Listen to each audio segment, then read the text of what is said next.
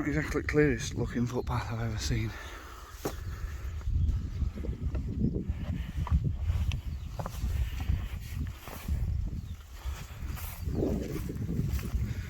Very loose.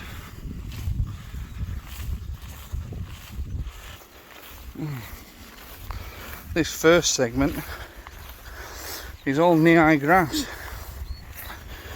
and it's not the easiest to walk in, but there is like a slightly obvious like gap where the path should be, but very overgrown. But we're coming into a little clearer bit now, so should get a bit easier from here. There we go. All read. There we go, a bit level now. So we are coming for Cardalow today, revisiting some of Ethel's that, well, we're going to revisit all Ethel's, I'm going to do them all again. But I'm going different routes, I'm aiming different tracks, slightly longer walks. I'm not in a rush this time. I want to have a good explore at the surrounding area. And we've just walked over this way behind me, and that's Cardalow behind us, but you have to, unless you're going to climb over walls and barbed wire, which is, as far as I'm concerned, a no-go.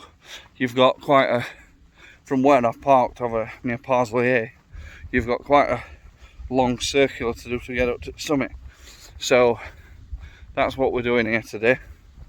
I can see next stile, and from that we can cut up this bit up behind me, and there's various sections of wall that are non-existent there, and then that'll get us up to summit. So I'm in hell of a lot of sheep around. They're all quite vocal today, they're all saying hello to me, so that's fun.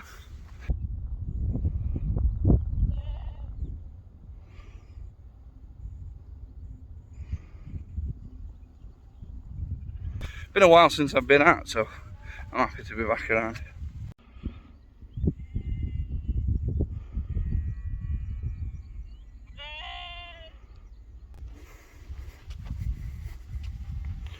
Then we go access land, so we can go straight up there over this stile.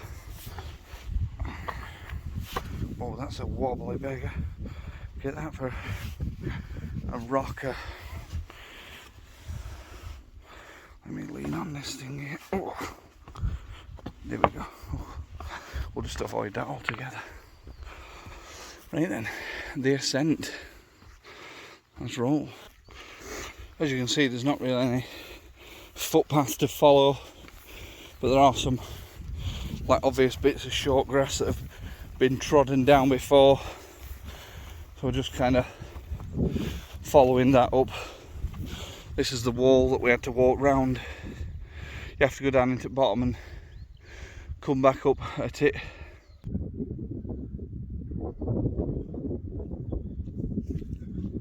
Here we go. Oh, how you doing? First summit of the day. Cardalow. Got me sit mat out already. Oh, let's have a sit down and a bit of a talk. Wow. There we go.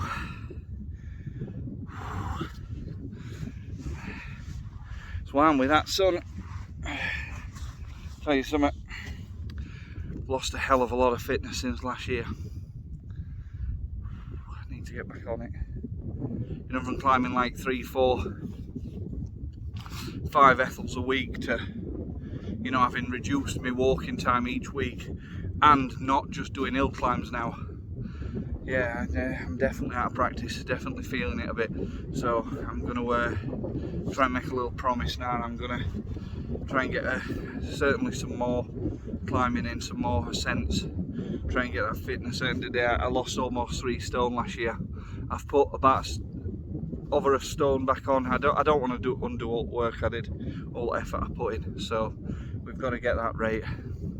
No fancy for dinner today, just a co-op granary BLT, one of them pre-bought jobs. Got my Coke discount card back, so why not take advantage? Yeah, decent. And if you look across there, it's a bit hard to see because it's all in shade at minute, but there's high Wheeldon that you can see stuck up more or less straight, and then you can just make out. I can't really see it because the sun bit. Down near there's Park House and Chrome, all in Zill behind it, I edge up above. Let me just tick this off on my app. There we go. Ethel number 10 of round 2. Sound. Over 10% now. Decent, 10% club. I knew there were a stile here, but we just walked straight past it. I missed that were a step. I thought it was just something jutting out, so... Right, let's get over. So instead of going Pillsbury Hill, because we were quite close, I couldn't turn this one down. We've come to our Wheeldon, one of my favourites, and when we get up top we're going to have a right view overlooking Chrome and Park House, Hollins Hill, Little Dragon's Back Run. They're all quite linear from here, so it's a good view from up top of there. Through this gate here that someone hadn't closed properly. Tools.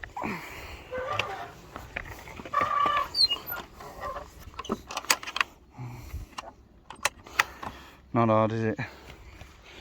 Alright, Wheeldon. And this is a very short but sharp ascent, so I'm not gonna film on his way up, but I'll talk to you up top. Alright, Blues. So we've got some drone footage of this magnificent hill that I'll show you now, and then we'll see what else we can see.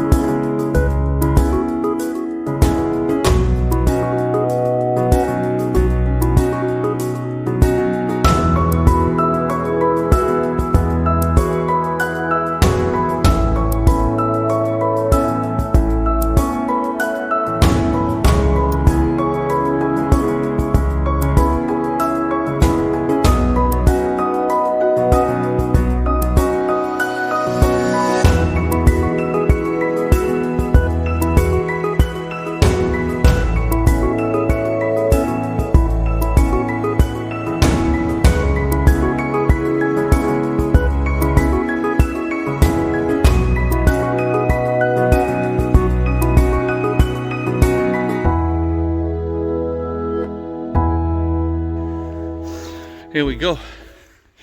Alright, Wheeldon. Not gonna lie, that climb is pretty intense.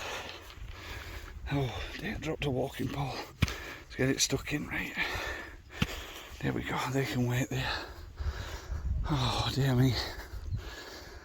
1,384 foot above sea level. Little memorial remembering men at Derbyshire and Staffordshire who fell in the Second World War, 1939-1945. Cheers lads. Here we go. I Wheeldon. First trig point at day. Second Ethel of the day. Number 11 on round 2. I remember the first time I came up I Wheeldon and saw that view behind me, and even though I were aware of like Park House and Chrome and what they look like, and seeing it from here is sensational, it really is. And this is such an unsung hero of a hill. Everyone goes on about, you know, your common ones, your Mam Tor and Kinder and whatever, and this is just epic. It's, you know, immense. Lost for words.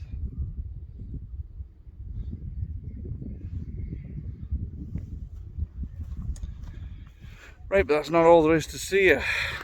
It's quite gentle, not only have we got this fantastic view here, if we just come, it's probably only 50 metre off at summit, is Foxhole Cave.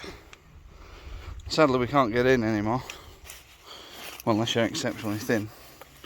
But National Trust, due to its archaeological value, this site has been secured. To arrange access, please contact the South Peak Estate Office. I can't imagine they'd give us access, but that's a old mine shaft, I reckon, old some kind of mining vein, I think. Foxhole Cave, another little hidden beauty of High Wheeldon. Gotta bloody climb back up. Nightmare. Oh, that's me done for today.